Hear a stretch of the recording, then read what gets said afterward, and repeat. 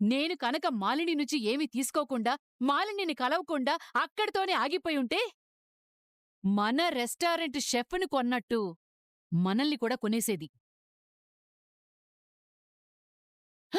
ఆ అవకాశం మనం మాలినికెందుకివ్వాలి? మీరే అంటారు కదా, శత్రువుని ఎప్పుడూ పక్కనే పెట్టుకోవాలి అని. నేనదే ఫాలో అయ్యాను.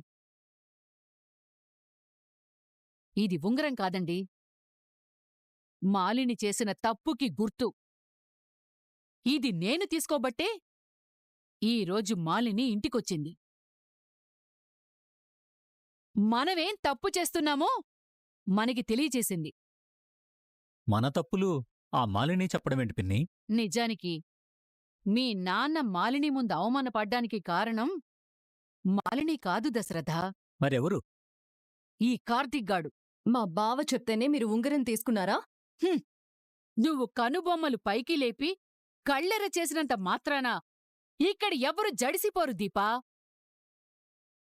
జోస్న పెళ్లి బాధ్యత తీసుకుందెవరు? కార్తీక్ గాడు కాదా? మీరీ పాటికి ఏదో ఒక సంబంధం తీసుకొచ్చుంటే మాలిని నాకు ఫోన్ చేసేదా, మనింటికొచ్చేదా? ఏంటి అడిదిప్పి ఇడిదిప్పి ఈ నేరం నాణ్యత మీదేస్తున్నావు? తప్పు నీదేరా. ఆ మాటకొస్తే తప్పు మనది. మనం ఓ సంబంధం చూసి జోస్నకి పెళ్లి చెయ్యకపోబట్టే కదా అందరికీ లోకమైపోతున్నాం. మాలిని అడగటానికి నోరొచ్చేదా? ఈ ఇంటి గుమ్మల్లో అడుగు పెట్టడానికి ధైర్యం వచ్చేదా? బోడి ఉంగరం విసిరేస్తే డస్ట్బిన్లో పడుతుంది. మనమిప్పుడు ఆలోచించాల్సింది ఉంగరాల గురించో బొంగరాల గురించో కాదు, జోస్న పెళ్లి గురించి. అది చెయ్యండి, అందరి నోళ్ళు మూతపడతాయి. ఎవరికెంత చెప్పాలో ఇంటి కోడలుగా నాకు తెలీదనుకున్నారా? ఈ పారిజాతాన్ని అందరూ తక్కువ అంచనా వేశారు. నా భర్తని అవమానించిన మాలిని ఎప్పటికీ నా శత్రువే. జోస్న పెళ్లి మండపంలో మాలిని చేతిలో ఈ ఉంగరం పెట్టి నేనంటే ఏంటో చెప్తాను. అప్పటివరకు ఇది నాతోనే ఉంటుంది. ఇప్పుడేం చేద్దాం తాత? చేయటానికేం లేదురా. ఏం జరిగినా మన మంచికే అంటారు కదా, ఇది మన మంచికే. మాలిని మన కంపెనీలోకే కాదు, మన ఇంట్లోకి కూడా వచ్చేసింది. ఇలాంటిదేదో జరుగుతుందని ఊహించి నేను ముందే హెచ్చరించాను. అయినా మాలిని ఫోన్ చేసిందన్న విషయం చెప్పకపోవడం పారిజాతం తప్పు. వెళ్ళొచ్చిన తర్వాత కూడా చెప్పకపోవడం జోస్న తప్పు. సారీ తాత. నువ్వు చెప్పకపోవడానికి కారణాలేంటో నేను అర్థం చేసుకోగలను. మాలిని తెలివైనది. ఎదుటి వాళ్ళ బలహీనతతో ఆడుకోవడం తనకు అలవాటు.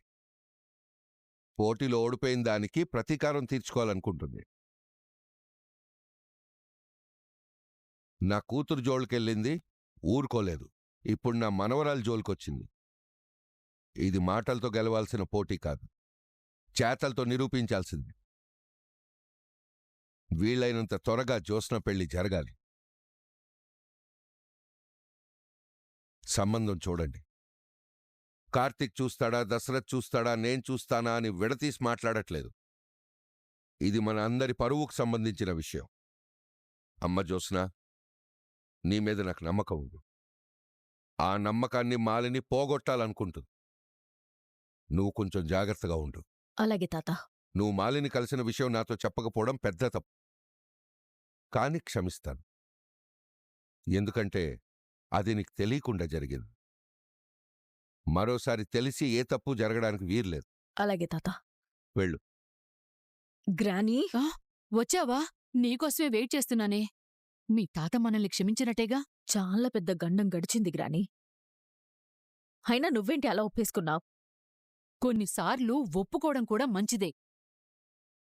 సూరజ్గాడు ఇరికించాడు. మీ తాత ఆగ్రహానికి నేను బలైపోతానని నాకు తెలుసు. అందుకే రివర్స్ డ్రామా ఆడాను. ఈ ఉంగరం నీతో పెట్టుకోవడం వల్లే నువ్వు దొరికిపోయావు. అంతలేదే, ఆ సూరజ్గాడు మన మీద నిఘా పెట్టాడు. నీ అంతు తేల్చేదాకా వదిలిపెట్టాడు. వాడికి ఇప్పుడే బుద్ధి చెప్తాను చూడు. ఇదిగో ఇదిగో జోస్నా! అయ్యో, ఇదో కొత్తి. ఆవేశం ఎక్కువ, ఆలోచన తక్కువ. ఇప్పుడెళ్ళి ఏం గొడవ చేస్తుందో ఏంటో. రేయ్ సూరజ్, బయటికి రారా. ఏంటి బంగారం? చుట్టాలందరూ వెళ్ళిపోయారా? నా పర్సనల్ విషయాల్లో కలగజేసుకోవడానికి ఎవర్రా నువ్వు? నేనేమి నీ పెళ్లి చూపులు ఆపేసి జోష్న అంటే నాకు చాలా ఇష్టం, నేను తనని పెళ్లి చేసుకోవాలనుకుంటున్నాను అని ఎవరితో చెప్పలేదే. నువ్వలా చెప్పవురా, కానీ అదే అర్థం వచ్చేలా మాట్లాడతావు. ఫోటో తీయడం ఒక్కటే అనుకున్నాను, ఇప్పుడు కవిత రాయడం మొదలుపెట్టావు. నేనేం కవిత రాశాను? పెళ్లికొడుక్కి నా గుణగణాల గురించి వర్ణించి చెప్పావు కదా. అది కవిత కాదు బంగారం, నీ మీద నాకున్న అభిప్రాయం చెప్పాను. నీ అభిప్రాయం 100 అపార్థాలకి దారి తీసేలా ఉంది. పెళ్లి చెడిపోయిందని నువ్వేమైనా ఫీల్ అయ్యావా బంగారం? పెళ్లికి నేనెక్కడ ఓకే చెప్తాను అని నువ్వు టెన్షన్ పట్టావు కదా. నిన్ను నేను తప్ప ఈ ప్రపంచంలో ఎవ్వడూ భరించలేడు. పొరపాటున భరిస్తానని కర్మకాలి ఎవడైనా ముందుకొచ్చినా పెళ్ళైన 2వ రోజే సన్యాసం తీసుకుని వెళ్ళిపోతాడు. పోతే పోనివరా, నీకేంటి? నా పర్సనల్ విషయాల్లో, నా ఫ్యామిలీ విషయాల్లో నువ్వెందుకు ఇన్వాల్వ్ అవుతావు? అన్నీ నీలా చూస్తూ ఊరుకోలేం కదా. ఎవర్రా నీ సాయం అడిగింది? దక్షిణామూర్తి మా మమ్మీ వాళ్ళ డాడీ, శివన్నారాయణ మా తాత. మా 2 కుటుంబాలకి చాలా ఏళ్ల నుంచి గొడవలున్నాయి. అలాంటిది వాళ్ళు పెళ్లి సంబంధం తీసుకొస్తే మా తాత ఊరుకుంటాడా? మా తాత ఏవైనా అంటే ఆ దక్షిణామూర్తి తాత ఊరుకుంటాడా? మధ్యలో నువ్వెందుకు మా తాతని సపోర్ట్ చేస్తూ వాళ్ళతో గొడవపడతావు? మా ఫ్యామిలీ దృష్టిలో నువ్వు గొప్పగా కనిపించడానికే కదా. నన్నెవడూ గొప్పోడని గుర్తించాల్సిన అవసరం లేదు. ఆ అవకాశం నేను ఎవ్వరికీ ఇవ్వను కూడా. ఎందుకంటే నా గుర్తింపు నేనే ఇచ్చుకుంటాను. మా గ్రానీ నేను మాలిని ఇంటికెళ్లిన విషయం నువ్వెందుకు చెప్పావురా? నేను ఉంగరం గురించే చెప్పాను. అదొక్కటి చాలు మహాశయ, జీవితాలు నాశనం అవ్వడానికి. ఏదో మా అదృష్టం బాగుండి మా గ్రానీ ఏదో కవర్ చేసింది. మా తాత మూడ్ బాగుండి క్షమించి వదిలేశాడు. లేదంటే మా ఇద్దరికి ఏ శిక్ష పడేదో ఊహించుకోలేము. అంత భయపడేదానివి ఎందుకెళ్ళావు? నా శత్రువింటికి నేను కావాలని వెళ్తానా? మా గ్రానీ తీసుకెళ్ళింది. అయినా అవన్నీ నీతో చెప్పాల్సిన అవసరం లేదు. మరైతే ఇప్పుడు ఎందుకొచ్చినట్టు? నీకు ఉండడానికి అవుట్ హౌస్ ఇచ్చారు కదా, ఇక్కడే ఉండు. ఆ ఇంట్లోకి రా. ఎవ్వర్నీ ఇంప్రెస్ చెయ్యాలని ట్రై చేయకు. నువ్వు ఇంప్రెస్ అయ్యావా? అది ఎప్పటికీ జరగదు. నువ్వు స్ట్రాంగ్గా ఉన్నప్పుడు ఎందుకు ఫీల్ అవడం? నేను నా గురించి మాత్రమే కాదు, నా ఫ్యామిలీ గురించి కూడా మాట్లాడుతున్నాను. కేవలం నీ వల్లేరా మా ఇంట్లో నా పెళ్లి గురించి మాట్లాడుతున్నారు. అది ఇక్కడతో ఆగలేదు, మాలిని వరకు వెళ్ళింది. నన్ను రప్పించుకుంది, ఇంటికి పెళ్లి సంబంధం తీసుకొచ్చింది. ఇప్పుడు మీరంతా కలిసి ఎలాంటి స్టేట్మెంట్ క్రియేట్ చేశారో తెలుసా? శివన్నారాయణ గారి మనవరాలికి పెళ్ళవడం లేదు, ఆ పిల్లకి ఇంట్లో వాళ్ళు పెళ్లి చేయలేకపోతున్నారు, బయట వాళ్ళు సంబంధాలు తీసుకొచ్చినా కుదరడం లేదు. ఇదిరా మీరు క్రియేట్ చేసింది. రేపు మా చుట్టాల్లో బంధువుల్లో కరెంట్ హాట్ టాపిక్ ఇదే. ఇది పోవాలంటే నువ్వు పెళ్లి చేసుకోవాలి. వద్దురా, నీకు ఆ మాలినికి చెరొక దండం పెడతాన్రా. మీ ఇద్దరికీ సంబంధం లేదు కాని మీ ఇద్దరూ నా జీవితంతో ఒకేలా ఆడుకుంటున్నారు. అది కాదు బంగారం. వద్దని చెప్తున్నప్పుడు విను. మరోసారి నా పెళ్లి విషయంలో నువ్వు కలగజేసుకోకు. నాకు నీకు ఏ సంబంధం లేదు. నా గుణగణాల గురించి నువ్వు వర్ణించాల్సిన అవసరం లేదు. నాకు నా ఇంటికి కాస్త దూరంగా ఉండు. అది కాదు బంగారం, నేను ఇప్పటికి నా పరువు తీసింది చాలు, నీకు వదిలే, అది నీకే మంచిది. ఈ పారిజాతం గారి వేలికుందే. తప్పు చేశావమ్మా. మావయ్య గారు, అవునమ్మా, మొదటిసారిగా నువ్వు నాకు నచ్చని పని చేశావు. అది కాదు మావయ్య గారు. సుమిత్ర కూతుర్ని మనింటికి రప్పించిన విషయం నాతో ఎందుకు చెప్పలేదు? తను మీ మనవరాలు కదా. ఎందుకు చెప్పలేదు అని అడుగుతున్నాను. ఇన్నాళ్ల నుంచి ఎదురు చూస్తున్నారు. మీ కూతురు మీకోసం వచ్చిందా? గతంలో నేను చేసిన తప్పులు అలాంటివమ్మా.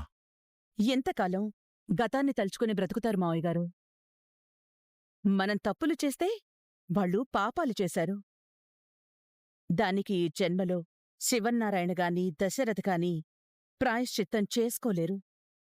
అందుకని మనమే ప్రాయశ్చిత్తం చేయాలి మావయ్య గారు. దీనికి నా మనవరాల్ని ఇంటికి రప్పించడానికి సంబంధమేంటి? వినడానికి కష్టంగా అనిపించినా ఒక మాట చెప్తాను వినండి. సుమిత్రకి తండ్రి అవసరం లేదు. ఇది నా మాట కాదు, సుమిత్ర అనుకుంటోంది. ఎందుకు? మనం తప్పు చేశామని నమ్ముతోంది కాబట్టి. శివన్నారాయణ గారు బ్రతికుండగా సుమిత్ర ఆ భ్రమలోంచి బయటికి రాదు మావయ్య గారు.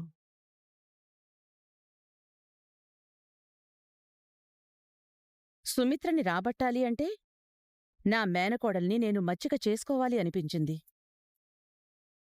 దానికి మన గురించి తెలిస్తే, మన మాటలు వింటుంటే అదే వాళ్ళమ్మని మనింటికి తీసుకొస్తుంది.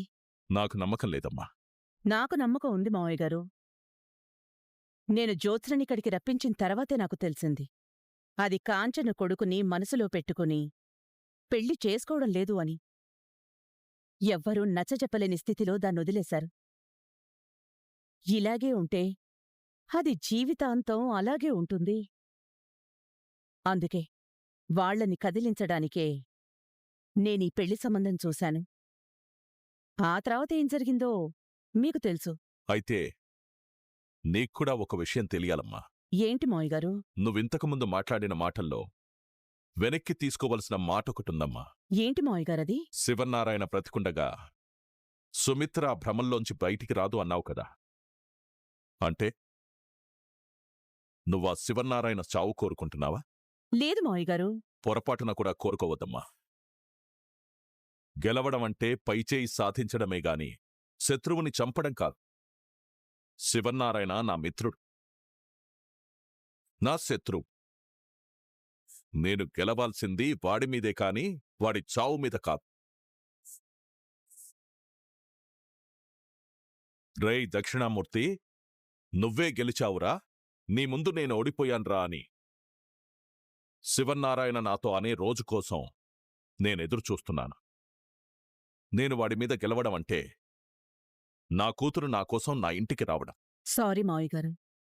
నేను ఏం చేసినా మీ మంచి కోసమే చేస్తానని మీరర్థం చేసుకుంటే చాలు. నా మేలు కోరేవాళ్ళు నాకు నువ్వు తప్ప ఇంకెవరున్నారమ్మా? నేను సుమిత్ర కూతుర్ని ఇంటికి రప్పించింది దానికి పెళ్లి చేసి అత్తారింటికి సాగనంపడానికి కాదు మావయ్య గారు. నా ప్లాన్ వేరే ఉంది. నీ మనవరాలు నా చేతికి దొరికిన ఆయుధం లాంటి. ఆఫీస్ కాదు బావా. డిఏ అని కాదు, జ్యోత్స్నా అని పిలు. చూస్తుంటే నా మాటకి నీకు కోపం వచ్చినట్టుంది. వదిలే బావా. ఏంటి వదిలేసేది? అందరికీ నేనంటే బాగా లోకు అయిపోయాను. అందరికీ నా పెళ్లి ఒక జోక్ అయిపోయింది. దీనికంత సీరియస్ అవడం అవసరమా? అవసరమే బావా. ఎందుకంటే ఇక్కడ జరిగేదంతా నా జీవితం చుట్టూ తిరుగుతోంది.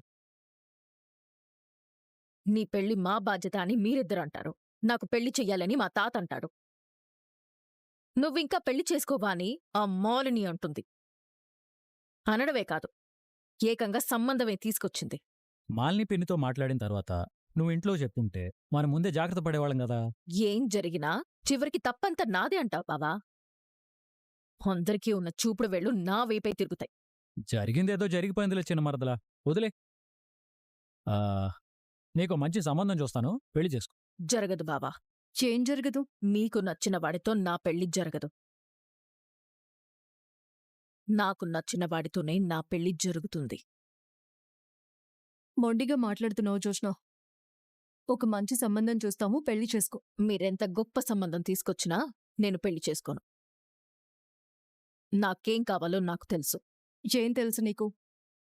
ఊరికే నోరేసుకుని అరవడం తప్ప ఏమీ తెలియదు. నువ్వు మంచిదానివే, కాని ఆ విషయం నీకు తెలీదు. నీలో ఉన్న మంచి మనిషిని దాచేసి నువ్వు ఆశల వెంట పరిగెత్తి కొన్ని తప్పులు చేశావు. భయాల వెంట పరిగెత్తి ఇంకొన్ని తప్పులు చేశావు. తప్పులు చేసి చేసి నువ్వు ఏ స్థాయికి వెళ్ళిపోయావంటే, నువ్వు కోరుకున్నది దక్కించుకోవడం కోసం ఎంత పెద్ద తప్పు చేయడానికైనా సిద్ధపడే స్థాయికి వెళ్ళిపోయావు. దానికి కారణం మీరు కాదా? వదిలేవే. కొందరికి కొన్ని రాసిపెట్టుంటాయి, వాటినెవరు తప్పించగలరు? ఇప్పుడు కార్తీక్ ఎవరు? మా బావ. మా పెళ్లి జరగాలని ఎవరు కోరుకున్నారు? మా అత్త, మా నాన్న. నన్ను నువ్వనుకునే కదా కార్తీక్ నీ మొగుడు అని అందరూ నీతో చెప్పింది. నువ్వెవరో నేనెవరో నీకు నిజం తెలిసిన తర్వాత కార్తీక్ ఎవరికి భర్తవ్వాలి? నాకే కదా. అదే జరిగింది. దీన్నే రాత అంటారు. ఈ రాత అబద్ధమైతే పుట్టగానే ఇంటికి దూరమైపోయిన నేను మళ్ళీ ఈ ఇంటికి ఎలా వస్తాను? ఈ మనుషుల్ని ఎలా కలుస్తాను? ఇప్పుడు నీకంతా బావుంది కాబట్టి నువ్వు ఎన్నైనా చెప్తావు.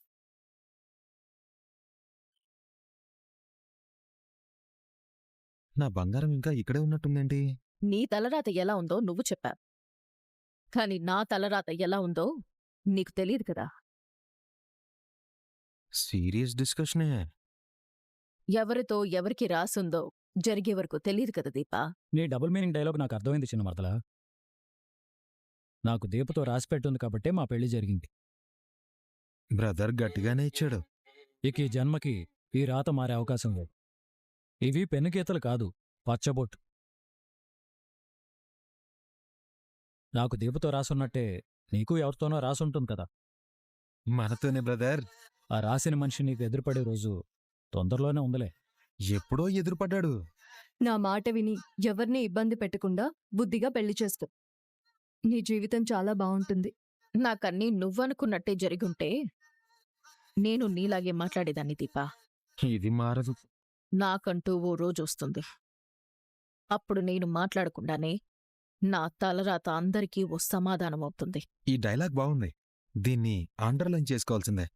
అయితే అయిందిలే గానీ చిన్న మరదలా, త్వరగా ఆఫీస్కి వచ్చి. ఈరోజు చాలా పనులున్నాయి. దీపా వెళదాం పద.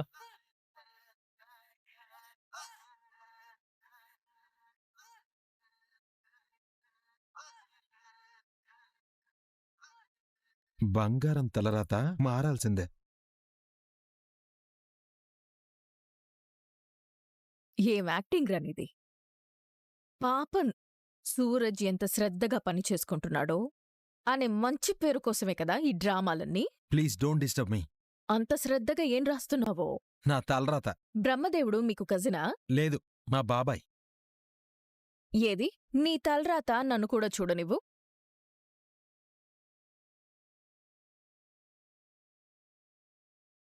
రేయ్, అది నా పేరు కదరా.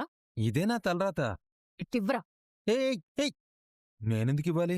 నా పేరు నీ తలరాతేంటి? బంగారం, ఇది రోడ్ కాదు, ఆఫీస్. అరవకు. ముందు నా పేరెందుకు రాసావో చెప్పు. నేనేం కావాలని రాయలేదు. సిద్ధాంతి గారు రాయమన్నారు. ఎవరా సిద్ధాంతి? నా పేరెందుకు రాయమంటాడ్రా? నేనిష్టపడుతున్న అమ్మాయి నా జీవితంలోకి రావాలి, నేనేం చేయాలి గురువుగారు అని అడిగాను. ఏముందిరా బడుద్దాయ్, ఇది చాలా చిన్న విషయం.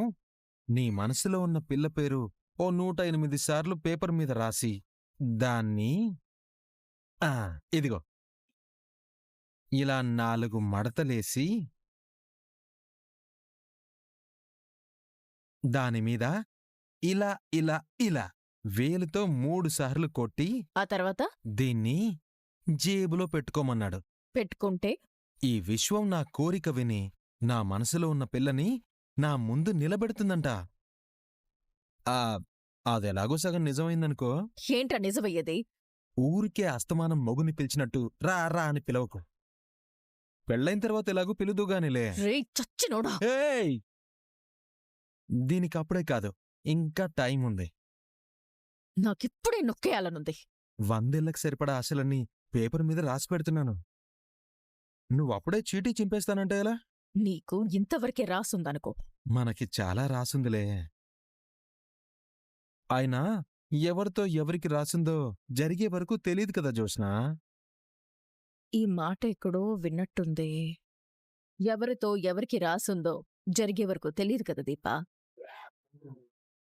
నాకంటూ ఒక రోజొస్తుంది, అప్పుడు నేను మాట్లాడకుండానే నా తలరాత అందరికీ తెలుస్తుంది.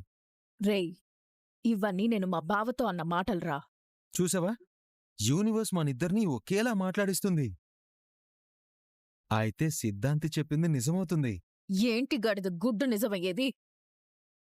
నేను మా బావతో అన్న మాటలని నువ్వు చాటుగా విన్నావు. చాటుగా వినడానికి నువ్వేమీ 4 గోడల మధ్య మాట్లాడలేదు బంగారం. 4 దిక్కుల మధ్యలో మాట్లాడావు. నువ్వు బర్రె గొంతేసుకుని ఛాలెంజ్లు చేస్తుంటే నేను అవుట్ హౌస్ దగ్గర నిలబడి వింటూ ఉన్నాను. నీకు ఛాలెంజ్లు అవసరమా బంగారం? నువ్వు చాలా అడ్వాంటేజ్ తీసుకుంటున్నావురా. ముందు ఆ పేపర్ని చింపి డస్ట్బిన్లో పడి, లేదంటే డస్ట్బిన్లో నిన్ను పడేస్తాను.